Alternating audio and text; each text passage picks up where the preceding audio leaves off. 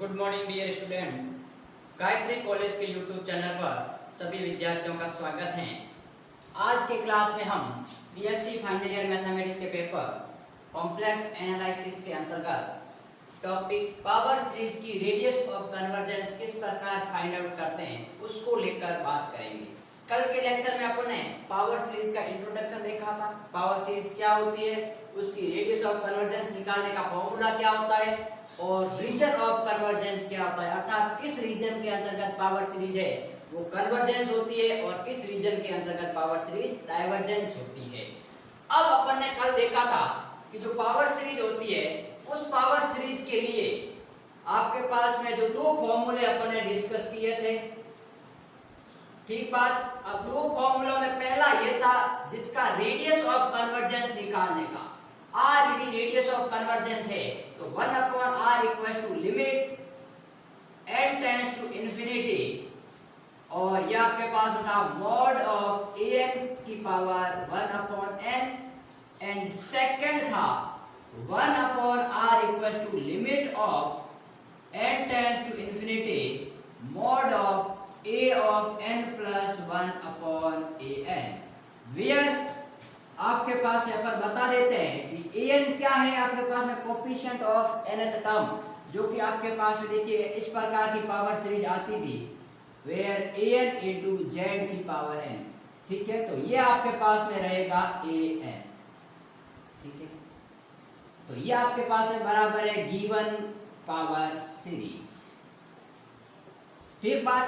अब अपन को ये पता लगाना है कि जहाँ an आपके पास में ये गिवन पावर सीरीज में z की पावर n का कोफिशिएंट होता था, वो उसके बेस पर अपन बताएंगे कि पावर सीरीज की रेडियस ऑफ कन्वर्जेंस क्या है, ठीक है। पावर सीरीज का देखिए सेंटर मूल बिंदु पर भी हो सकता है और सेंटर किसी पर्टिकुलर पॉइंट पर z0 पर भी हो सकता है, लेकिन यहाँ पर यदि ध्यान दें तो मैंने जितने भी क्वेश्चन लिखे हैं सब में z की पावर n, z की पावर n, z की पावर n, z की पावर n, अर्थात मैं इसको z माइनस 0 की पावर n लिख सकता हूं, अर्थात ये सब ओरिजिन के अबाउट पावर सीरीज है, ठीक है। ये मैंने कल बताया भी था कि ओरिजिन के अबाउट जब z0 को 0 कर देते हैं तो वो पावर सीरीज है, वो ओरिजिन के अबाउट पावर सीरीज कहलाती है।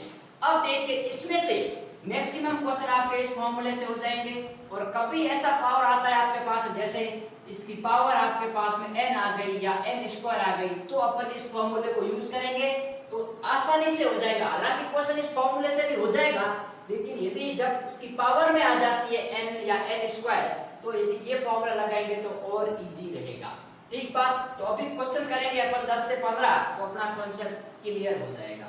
देखिए फर्स्ट क्वेश्चन को लेके अपन बात करें।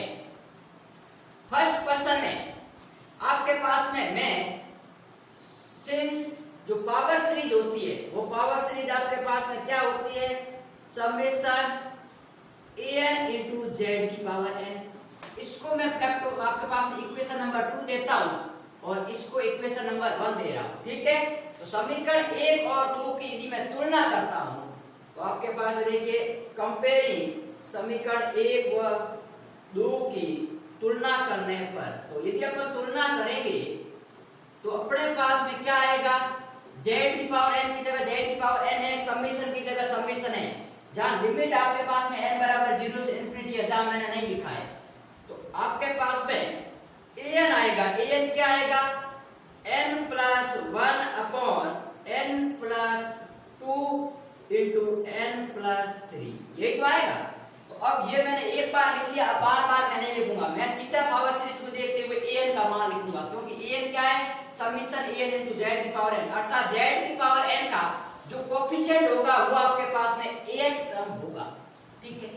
अब मुझे फॉर्मूले में 1/r limit n tends to an plus 1/an है, तो मैं an plus 1 निकालता हूं। तो देखिए an plus 1, ये an है तो n is replaced by n plus 1, क्योंकि भाई n की जगह मैंने n plus 1 लिखा है, तो n is replaced by n plus 1, तो ये हो गया n plus 1 plus 1 upon n plus 1 plus 2, और ये हो गया n plus 1 और प्लस का आपके पास में 3, ठीक बात। अब देखिए मैंने कुछ भी नहीं किया, जहां n था n को रिप्लेस कर दिया n+1 से, तो ये फॉर्मूला हो गया n+1 + 1 n+2 upon n plus 3 और ये हो गया n प्लस 4, क्योंकि 1 और 2 3 और 4 ये आपको बताने की बातें नहीं, हालांकि बचपन का काम है अपना।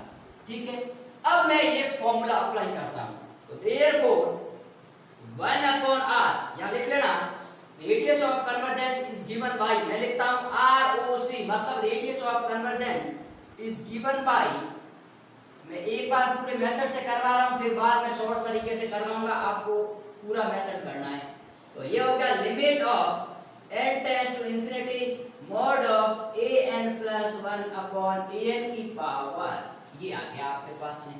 अब मैं निकालता हूं, देखिए, तो limit of n tends to infinity modulus an plus 1 क्या मान आएगा, देखिए n plus 2 into n plus 3 into n plus 4 upon an का मान क्या है, तो ये हो गया आपके पास, देखिए n plus 1 into n plus 2 और n प्लस 3। ये आपको सबको समझ में आता है कि कैसे ऊपर नीचे जाता है an का मान और an प्लस 1 का मान। देखिए n प्लस 3 से n प्लस 3 कैंसिल आउट, तो ऊपर अपने पास में टर्म आ गया limit of n tends to infinity n plus 2 का होल स्क्वायर, और नीचे अपने पास में टर्म आ गया n प्लस 1 और n प्लस 4। ठीक है, n पॉजिटिव इंटीजर, अपन इसको मॉडुलस को हटा भी सकते हैं। तो देखिए यहाँ पर अपने पास में हो गया limit of n tends to infinity, यहाँ से मैं n कॉमन लेता हूँ तो स्क्वायर बाहर आएगा, n स्क्वायर 1 प्लस, देखिए आपके पास है 1 2 अपॉन n का होल स्क्वायर, और इसमें से मैं n निकालूंगा और इसमें से भी n निकालूंगा तो n स्क्वायर, या फिर एक बार आपको बताने के लिए इसका लिख देता हूं 1 प्लस 1 अपॉन n, और इसमें भी से भी n निकालूंगा तो 1 प्लस 4 बाई n। ठीक है, अब देखिए 1 2 और ये आपके पास में 2, तो क्या वैल्यू आ गई आपके पास में, देखिए 1 upon r equals to limit of n tends to infinity mod of, क्या वैल्यू आ रही है 1 प्लस 2 अपॉन n का whole square upon 1 plus 1 upon n और 1 प्लस 4 बाई n। ठीक बात, ये टर्म आपके पास में आ गई। अब मैं लिमिट यदि अप्लाई करता हूं तो देखिए क्या वैल्यू आ गई 1 प्लस 2 बाई इंफिनिटी का whole square upon 1 plus 1 by infinity into 1 plus 4 by infinity. अब अपन को पता है सिंस 1 अपॉन इंफिनिटी क्या होता है 0, तो ये आपके पास में 0 ये 0 ये 0, तो ये जो टर्म आएगा वो 1 प्लस 0 का square upon 1 plus 0 into 1 plus 0। ठीक है, और टोटल मिला के आपके पास जो radius of convergence 1 upon r का मान 1 आ गया, इंप्लाइज दैट ये कह सकते हैं कि r का मान भी आपके पास में क्या होगा 1। अर्थात ये जो आपके पास में क्वेश्चन है वो आपके पास में जो सर्कुलर प्लेन है उस सर्कुलर प्लेन के लिए r का मान आपके पास में 1, इस रीजन के अंतर्गत ये पावर सीरीज है वो कन्वर्जेंस होगी, और इस रीजन के ऊपर और आपके पास अपन बाहर की तरफ जाएंगे तो ये रीजन अनबाउंडेड होने के कारण वहां पर ये पावर सीरीज क्या होगी डाइवर्जेंस। तो इसका जो रीजन ऑफ कन्वर्जेंस होगा वो आपके पास में होगा mod of z is less than 1। ठीक है, तो ये अपन अलग की बाद में देखेंगे, अभी अपन ने थोड़ा देख लिया। ठीक है, इसको मैं बाद में विस्तार से बताऊंगा कि अपन कैसे निकालते हैं। तो फर्स्ट क्वेश्चन आपके पास में रेडियस ऑफ कन्वर्जेंस 1 आ गई। अब मैं बात करता हूं क्वेश्चन नंबर सेकंड की। तो यहां पर देखिए आपके पास में, इसको आप स्क्रीनशॉट ले लो, फिर अपन बात करते हैं आगे। अब मेरी बात सुनिए, अपन यदि तुलना करते हैं समीकरण 1, अब मैं इसको दे देता हूं। ठीक बात, तो 1 और 2 की तुलना करेंगे तो यहाँ पर आपके पास में an का मान क्या आ गया भाई 1 अपॉन n फैक्टोरियल। अब इसकी पावर n नहीं है, इट मींस यही फॉर्मूला अपन अप्लाई करेंगे, तो ये हो गया a of n plus 1, a of n plus 1 क्या होगा n is replaced by n plus 1, तो n प्लस 1 फैक्टोरियल। थोड़ा मैं फास्ट चलूंगा, अब सीधा लिखूंगा रेडियस ऑफ कन्वर्जेंस। ठीक है, तो रेडियस ऑफ कन्वर्जेंस क्या होगा 1 upon r equals to limit of n tends to infinity mod of an plus 1 upon an। ठीक बात, अब मेरी बात सुनिए, ये तो रेडियस ऑफ कन्वर्जेंस है, an प्लस 1 का मान यहाँ पुट करते हैं, तो limit of n tends to infinity an plus 1, तो ये हो गया 1 upon n plus 1 factorial into ये हो गया 1 अपॉन n फैक्टोरियल an का मान। ठीक बात। अब मैं बात करता हूं n प्लस 1 फैक्टोरियल को मैं क्या लिख सकता हूं, देखिए limit of n tends to infinity, इसको मैं लिख सकता हूं 1 upon n plus 1 into n factorial, और ये हो गया आपके पास में n फैक्टोरियल। n फैक्टोरियल से n फैक्टोरियल कैंसिल आउट, ये रह गया 1 अपॉन n, और इसको अपन यदि ऐसा लिखें तो limit of n tends to infinity 1 upon n into 1 plus 1 upon n। अब मैं लिमिट यदि पुट करता हूं तो क्या आएगा, देखिए 1 upon infinity into 1 plus 1 upon infinity, ये तो 0 ये 1, लेकिन ये हो गया 1 अपॉन इंफिनिटी और उसका मान आ गया 0। इंप्लाइज दैट यहां पर देखिए 1 अपॉन r का मान आ रहा है 0, तो यहां पर रेडियस ऑफ कन्वर्जेंस क्या आ गई, इनफाइनाइट आ गई। अर्थात ये जो पावर सीरीज है वो इनफाइनाइट रेडियस तक, अर्थात इनफाइनाइट जो रीजन है, इस इनफाइनाइट रीजन के अंदर का z के जितने भी मान आएंगे उसके लिए ये पावर सीरीज क्या होगी, कन्वर्जेंट होगी। ठीक है, जो रीजन है वो आपके पास है बहुत ही अब्रॉड है। तो ये था अपना क्वेश्चन नंबर सेकंड। अब मैं बात करता हूं क्वेश्चन नंबर थर्ड की। तो देखिए क्वेश्चन नंबर अपन थर्ड बात करें तो हियर मैं सीधा लिख रहा हूं, देखिए मैं इसको समीकरण 1 मानूंगा और इसको समीकरण 2, तो समीकरण 1 और 2 की तुलना करेंगे तो हियर आपके पास में an का मान कितना आ जाएगा, देखिए an का मान आपके पास में यहाँ पर कौन सा ये क्वेश्चन था, तो यहाँ पर आपके पास है 1 प्लस 1 अपॉन n का पावर स्क्वायर। अब मैंने आपको कहा था कि जब भी आपके पास पावर में n या n स्क्वायर आएगा तो अपन ये फॉर्मूला अप्लाई करेंगे ताकि पावर में कैंसिल आउट हो जाएगा। तो देखिए मैं सीधा फॉर्मूला अप्लाई करता हूं, तो देयरफॉर रेडियस ऑफ कन्वर्जेंस, यहां लिख लेना radius of convergence is given by limit of n tends to infinity mod of an की पावर 1 अपॉन n। ठीक है, पहले लिख लेना समीकरण 1 और 2 की तुलना करना an, और फिर ये हम जानते हैं कि रेडियस ऑफ कन्वर्जेंस इस फॉर्मूले के द्वारा दी जाती है। अब बात करेंगे अपन, तो limit of n tends to infinity, ये हो गया mod of 1 plus 1 upon n की पावर स्क्वायर और इसकी पावर 1 अपॉन n। तो एक n से एक n कैंसिल आउट, तो ये एक पावर से एक पावर कैंसिल आउट, तो ये हो गया limit of n tends to infinity 1 plus 1 upon n की पावर n।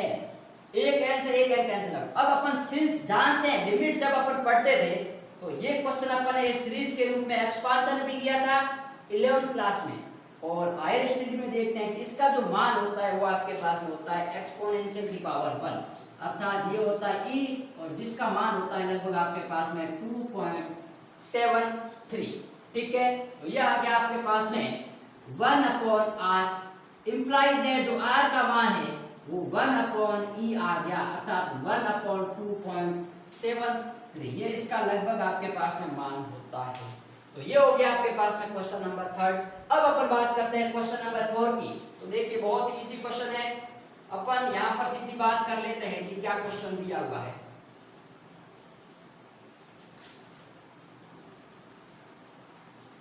अब देखिए अपन बात करेंगे क्वेश्चन नंबर 4 की, तो an क्या हो जाएगा, समीकरण 1 और 2 की तुलना करेंगे तो n फैक्टोरियल अपॉन n की पावर n।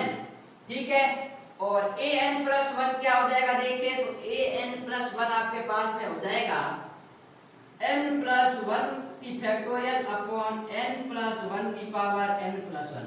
अब देखिए आप कहोगे सर इसमें भी n की पावर n है, लेकिन यहाँ नहीं है पावर n, तो इसमें 1 अपॉन n पावर आ जाएगी, इसलिए इस फॉर्मूले से थोड़ा लंबा हो जाएगा। तो अपन क्या करेंगे, जब भी दो फैक्टर हो तो अपन इसी तरह करेंगे तो इजी रहेगा।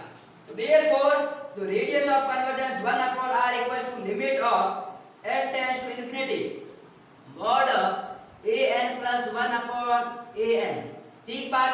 अब मेरी बात सुनिए, an प्लस 1 अपन यहाँ रखते हैं, तो limit of n tends to infinity mod of n plus 1 factorial, और नीचे आएगा आपके पास में n प्लस 1 की पावर n प्लस 1। क्वेश्चन बड़े इजी है, बस अपन को करना थोड़ा ध्यान से है। तो ये हो गया n फैक्टोरियल इनटू n की पावर n। अब मेरी बात सुनिए, मैं इसको क्या लिख सकता हूँ, n plus 1 into n factorial, मुझे कैसे भी करके टर्म कैंसिल आउट करने जितने हो सके, तो इसको मैं लिख सकता हूँ n plus 1 into n factorial और इनटू n की पावर n। अब मेरी बात सुनिए, जहां n की पावर n है तो मैं इसको चेंज कर लेता हूं n plus 1 into n plus 1 की पावर n, क्योंकि पावर n प्लस 1 है तो उसको मैंने ऐसे लिख लिया गया इंटू n फैक्टोरियल। अब मेरी बात सुनिए, ताकि n+1 से n+1 cancel out, n factorial से n फैक्टोरियल कैंसिल आउट। अब अपने पास में बच गया limit of n tends to infinity, क्या बच गया n की पावर n अपॉन n+1 की पावर n। अब मैं इसको थोड़ा आगे बढ़ा लेता हूं, तो देखिए 1 अपॉन r बराबर limit of n tends to infinity mod of n की पावर n, और यहाँ पर क्या है n+1 की पावर n, तो इसमें से मैं n कॉमन लूंगा तो क्या होगा पावर n है, तो n की पावर n बाहर आएगा, तो ये हो गया n की power n into 1+1 upon n की पावर n। ये n की पावर n से n की पावर n कैंसिल आउट, तो ये हो गया आपके पास देखिए 1 upon r equal to limit of n tends to infinity, आपके पास में क्या वैल्यू आ गई, देखिए 1 अपॉन 1+1 अपॉन n की पावर n। अभी मैंने कहा था limit n tends to infinity 1+1 upon n की पावर n क्या होता है e, तो यहाँ पर आपके पास में हो गया 1 अपॉन r बराबर 1 अपॉन e, तो और अपन कह सकते हैं कि जो r का मान आएगा वो आपके पास में e आएगा, जो कि लगभग आपके पास में बराबर होता है 2.73 के। तो ये आपके पास में ये जो पावर सीरीज है वो उसकी रेडियस आपके पास में 2.73 तक जेड के प्रत्येक मान के लिए कन्वर्जेंस होगी, और इसके डिसाइड बाहर की तरफ जो रीजन होगा उसमें ये सीरीज डाइवर्जेंस होगी। तो अपने 4 क्वेश्चन आज डिस्कस किए, कल के लेक्चर में आज इसके अलावा और क्वेश्चन को लेके बात करेंगे कि और किस प्रकार के क्वेश्चन बढ़ सकते हैं।